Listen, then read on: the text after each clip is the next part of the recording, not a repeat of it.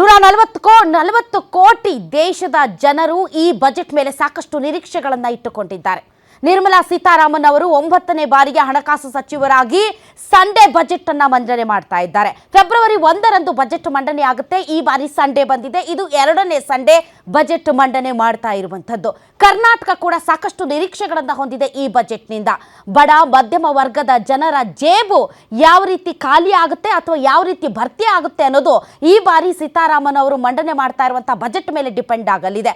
ಬಹಳಷ್ಟು ಜಾಗತಿಕ ಸಮಸ್ಯೆಗಳ ನಡುವೆ ಸುಧಾರಿತ ಮತ್ತು ಸಮತೋಲಿತ ಬಜೆಟ್ ಅನ್ನು ಹೇಗೆ ಮಂಡಿಸಲಿದ್ದಾರೆ ಅನ್ನೋದನ್ನ ಇಡೀ ವಿಶ್ವದ ಜನ ನೋಡ್ತಾ ಇದ್ದಾರೆ. ಈ ಬಜೆಟ್ ಕೇವಲ ಈ ಆರ್ಥಿಕ ವರ್ಷಕ್ಕೆ ಮಾತ್ರ ಮಹತ್ವದಾಗಿಲ್ಲ, ಮುಂಬರುವ 4-5 ವರ್ಷಗಳಲ್ಲಿ ದೇಶದ ಆರ್ಥಿಕ ಸ್ಥಿತಿಗತಿಗಳನ್ನ ನಿರ್ಧರಿಸುವಂತಹ ಮಹತ್ವದ ಬಜೆಟ್ ಆಗಲಿದೆ. ಹಾಗಾದರೆ ಈ ಬಜೆಟ್ ಹೇಗಿರಲಿದೆ ಅನ್ನೋದಕ್ಕೆ ಕೌಂಟ್ ಡೌನ್ ಶುರುವಾಗಿದೆ. ಸರಿಯಾಗಿ 11 ಗಂಟೆಗೆ ನಿರ್ಮಲಾ ಸೀತಾರಾಮನ್ ಅವರು ಬಜೆಟ್ ಅನ್ನ ಮಂಡನೆ ಮಾಡಲಿದ್ದಾರೆ. ಹಾಗಾದರೆ ಇಡೀ ದೇಶದ ನಿರೀಕ್ಷೆ ಏನು, ವಿವಿಧ ಕ್ಷೇತ್ರಗಳ ನಿರೀಕ್ಷೆಗಳೇನು, ದಿ ಸೇಮ್ ಟೈಮ್ ಕರ್ನಾಟಕಕ್ಕೆ ಬೇಕಾಗಿರುವಂತಹ ಯೋಜನೆಗಳು ಮತ್ತು ಅದಕ್ಕೆ ಪೂರಕವಾದಂತಹ ಹಣಕಾಸು ನೆರವು ಎಲ್ಲ ವಿಚಾರಗಳ ಬಗ್ಗೆ ಇವತ್ತಿನ ವಿಶೇಷ ಕಾರ್ಯಕ್ರಮದಲ್ಲಿ ನಾವು ಚರ್ಚೆ ಮಾಡ್ತೀವಿ.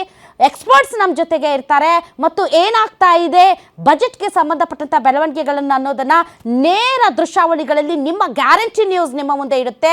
ಇದೇ ಈ ಕ್ಷಣದ ಸ್ಪೆಷಲ್ ಮೋದಿ ಲೆಕ್ಕ 2026.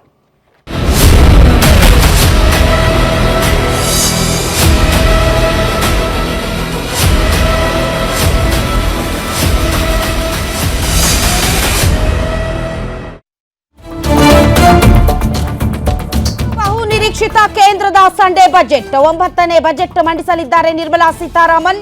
ಜಾಗತಿಕ ಸವಾಲುಗಳ ನಡುವೆ ಕೇಂದ್ರ ಸರ್ಕಾರದ ಕಸರತ್ತು. ಕೆಲವೇ ಕ್ಷಣಗಳಲ್ಲಿ ಬಜೆಟ್ ಮಂಡಿಸಲಿದ್ದಾರೆ ವಿತ್ತ ಸಚಿವೆ. ಬಜೆಟ್ಗೆ ರಾಷ್ಟ್ರಪತಿಗಳಿಂದ ಅನುಮೋದನೆ ಪಡೆದಿದ್ದಾರೆ ಹಣಕಾಸು ಸಚಿವರು. ಮೂಲಸೌಕರ್ಯ ಅಭಿವೃದ್ಧಿಗೆ ಈ ಬಾರಿ ಆದ್ಯತೆಯನ್ನ ಬಿಗ್ ಬಂಪರ್ ಸಿಗೋ ನಿರೀಕ್ಷೆಯಲ್ಲಿದೆಯಾ ಮಧ್ಯಮ ವರ್ಗ? ಬಂಡವಾಳ ವೆಚ್ಚ ಏರಿಕೆಯತ್ತ ಸರ್ಕಾರದ ಗಮನ ಸಾಧ್ಯತೆ. ಚಿನ್ನಾಭರಣ ಪ್ರಿಯರಿಗೆ ಮತ್ತಷ್ಟು ಗುಡ್ ನ್ಯೂಸ್ ಸಿಗುವಂತಹ ಸಾಧ್ಯತೆ. ತಂಬಾಕು ಗುಟ್ಕಾ ತಿನ್ನೋರ್ಗೆ ಬಜೆಟ್ನಲ್ಲಿ ಕಾದಿದೆಯಾ ಶಾಕ್? ಯಾಕೆ ಆಲ್ರೆಡಿ ಕೊಟ್ಟಿದ್ದಾರೆ ಶಾಕ್, ಇನ್ನೇನು ಕಾದಿಲ್ಲ, ಆಲ್ರೆಡಿ ಶಾಕ್ ಅನ್ನ ಕೊಟ್ಟಿದ್ದಾರೆ.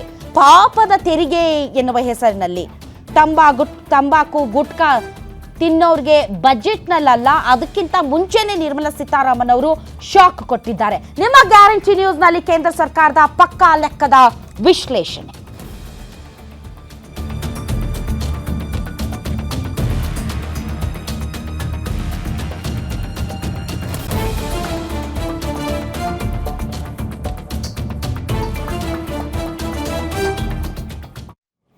ಪ್ರಮುಖ ನಿರೀಕ್ಷೆಗಳು ಏನು ಅನ್ನೋದನ್ನ ಕ್ವಿಕ್ ಆಗಿ ನೋಡೋಣ. ಅದಾದ ಮೇಲೆ ನಮ್ಮ ಗೆಸ್ಟ್ಗಳನ್ನ ನಾವು ವೆಲ್ಕಮ್ ಮಾಡೋಣ. ಈ ಬಾರಿಯ ಬಜೆಟ್ನಲ್ಲಿ ಪ್ರಮುಖ ನಿರೀಕ್ಷೆಗಳೇನು ಅನ್ನೋದನ್ನ ಸಂಕ್ಷಿಪ್ತವಾಗಿ ನೋಡೋದಾದರೆ, ಆದಾಯ ತೆರಿಗೆ ಮಿತಿ ಪರಿಷ್ಕರಣೆ ಸರಳೀಕರಣ. ನನಗೆ ಗೊತ್ತಿಲ್ಲ ಆದಾಯ ತೆರಿಗೆ ಮಿತಿ ಹೆಚ್ಚಳ ಮಾಡ್ತಾರಾ ಇಲ್ವಾ ಅಂತ, ಯಾಕಂದ್ರೆ ಕಳೆದ ಬಾರಿ ಆ ಎಲ್ಲ ಬಂಪರ್ ಕೊಡುಗೆಗಳನ್ನ ವಿತ್ತ ಸಚಿವೆ ಕೊಟ್ಟಿರುವುದರಿಂದ ಈ ಬಾರಿ ಅದರಲ್ಲಿ ಏನಾದರೂ ಮಿತಿ ಹೆಚ್ಚಳ ಆಗುತ್ತಾ ಅನ್ನೋದರ ಬಗ್ಗೆ ಅನುಮಾನ ಇದೆ. ಬಟ್ ಡೆಫಿನೆಟ್ಲಿ ತೆರಿಗೆ ಸರಳೀಕರಣದ ಬಗ್ಗೆ ಎಲ್ಲ ಎಕ್ಸ್ಪರ್ಟ್ಸ್ ಕೂಡ ಮಾತಾಡ್ತಾ ಇದ್ದಾರೆ. ಇನ್ನು ಬೆಲೆ ಏರಿಕೆಯಿಂದ ತತ್ತರಿಸಿರುವಂತಹ ಜನರಿಗೆ ಅಗತ್ಯ ವಸ್ತುಗಳ ಮೇಲೆ ಸ್ಥಿರತೆಯನ್ನ ಕಾಯ್ದುಕೊಳ್ಳುವ ನಿಟ್ಟಿನಲ್ಲಿ ಬಜೆಟ್ ಹೇಗಿರಲಿದೆ ಅನ್ನುವ ನಿರೀಕ್ಷೆ ಇದೆ. ಇನ್ನು ವಿತ್ತೀಯ ಕೊರತೆ, ಕೊರೋನಾ ಟೈಮ್ನಲ್ಲಿ ವಿತ್ತೀಯ ಕೊರತೆ ಸಿಕ್ಕಾಪಟ್ಟೆ ಜಾಸ್ತಿ ಇತ್ತು, ಅದನ್ನ ಬಹುತೇಕ ಕಡಿಮೆ ಮಾಡುವಲ್ಲಿ ಹಣಕಾಸು ಸಚಿವೆ ಸಫಲರಾಗಿದ್ದಾರೆ. 2027ರ ವಿತ್ತೀಯ ಕೊರತೆ 4.4% ಇಳಿಸುವ ಗುರಿಯನ್ನ ಹೊಂದಲಾಗಿದೆ.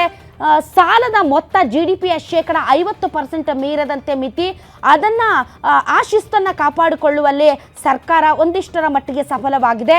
ಬಂಡವಾಳ ಹೂಡಿಕೆ ಅದು ತುಂಬ ದೊಡ್ಡ ಕನ್ಸರ್ನ್ ಭಾರತಕ್ಕೆ ಈಗ. ಯಾಕೆ ಅಂತಂದರೆ ಬಂಡವಾಳ ಹೂಡಿಕೆಗೆ ಮನಸ್ಸು ತೋರದೇ ಇರುವಂಥದ್ದು ಅನಿಶ್ಚಿತತೆ ಏನು ಹೂಡಿಕೆದಾರರಲ್ಲಿ ಕಾಡ್ತಾ ಇದೆ.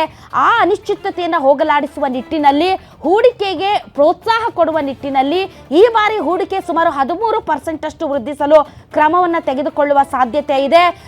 ಇಡೀ ಪ್ರಪಂಚದಾದ್ಯಂತ ಯುದ್ಧೋನ್ಮಾದದಲ್ಲಿ ಬಹಳಷ್ಟು ದೇಶಗಳು ಇರುವುದರಿಂದ ರಕ್ಷಣಾ ವಲಯದಲ್ಲಿ ಅತಿ ಹೆಚ್ಚು ಹಣವನ್ನು ಹೂಡುವಂತಹ ಸಾಧ್ಯತೆ ಇದೆ ಅಂತ ಹೇಳಲಾಗ್ತಾ ಇದೆ. ರಕ್ಷಣಾ ಕ್ಷೇತ್ರದಲ್ಲಿ ಸ್ವದೇಶಿ ಜೊತೆಗೆ ಆಮದು ಮೇಲೂ ಕೂಡ ನಿರ್ಮಲಾ ಸೀತಾರಾಮನ್ ಅವರು ಕಣ್ಣನ್ನ ಹಾಯಿಸುವಂತಹ ಸಾಧ್ಯತೆ ಇದೆ.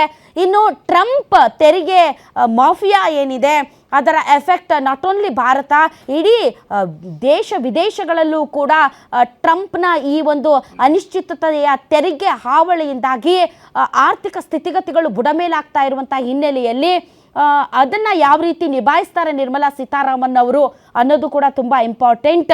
ವಿದೇಶಿ ಅವಲಂಬನೆಯನ್ನು ತಗ್ಗಿಸಿ ಸ್ವದೇಶಿ ಉತ್ಪನ್ನಕ್ಕೆ ಪ್ರಾಶಸ್ತ್ಯವನ್ನು ಕೊಡುವ ನಿಟ್ಟಿನಲ್ಲೂ ಕೂಡ ಕ್ರಮಗಳನ್ನು ಕೈಗೊಳ್ಳುವಂತಹ ಸಾಧ್ಯತೆ ಇದೆ.